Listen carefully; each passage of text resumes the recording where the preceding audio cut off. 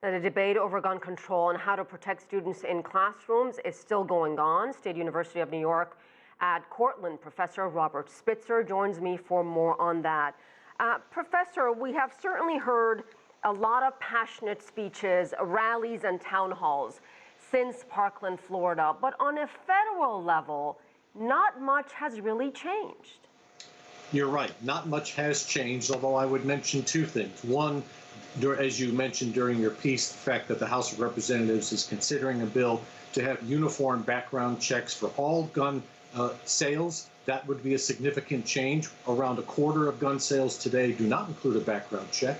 The other thing is that even the Trump administration, which is linked very strongly to the gun rights community and the National Rifle Association, issued an executive order a couple of months ago to make it illegal to own what are called bump stocks, which are devices that fit onto the back of certain guns that allows people to fire them fully automatically. And there's no good reason to have those. But with the quiet support of the NRA, the Trump administration has moved to ban those. And that, I think, is an indication that even they felt they needed to do something on this issue. So you're more optimistic that the House measure will pass Congress, the one on backgrounds?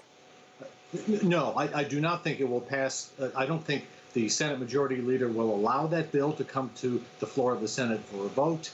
However, I do think that the House will pass it, and I think that the Democrats believe that this is a useful and winning issue for them, that they will use it in 2020. They will criticize people who voted against it, and that they believe that the gun issue is now more useful and that the public is more ready to embrace stronger gun laws in the current environment, in part because of Parkland.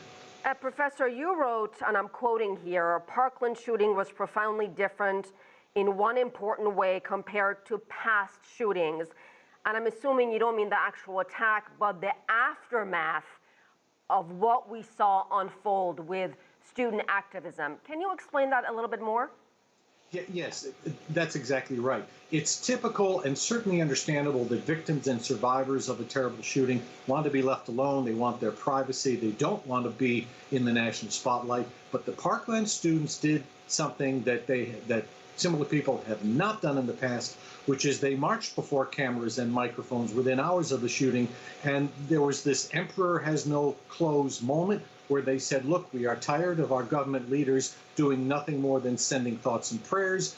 They were elected to make laws and to do things. They failed. It's time for them to step up and start acting like governing figures. And that, I think, was a catalyzing moment for that movement. We've seen a lot of changes on state level that we also saw in our piece. Do you believe those changes would have happened, Professor, if it wasn't for the activism of these students in Parkland? No, I don't. There are two states that enacted stronger gun laws within a few weeks of the Parkland shooting, and those two states, Florida and Vermont, traditionally are strongly gun rights states. Neither state had enacted stronger gun laws in anybody's memory, so that was significant. We did see other state activity that I do not think we would have seen had it not been for Parkland, although I would note that since 2013, we've seen more and more activism in the states, both on the gun safety side, but also on the gun rights side as well. Have Americans, to some extent, Professor, become desensitized to these mass shootings because of the frequency of them?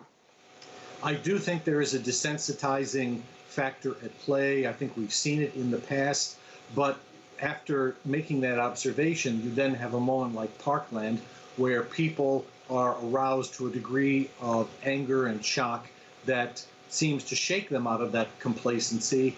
It is a concern precisely because mass shootings do occur and seem to be occurring more frequently. Even though society as a whole in America is really very safe, there is that danger, that concern that Americans will ultimately feel immunized from these incidents and just brush them aside entirely. I certainly would hope that would not happen.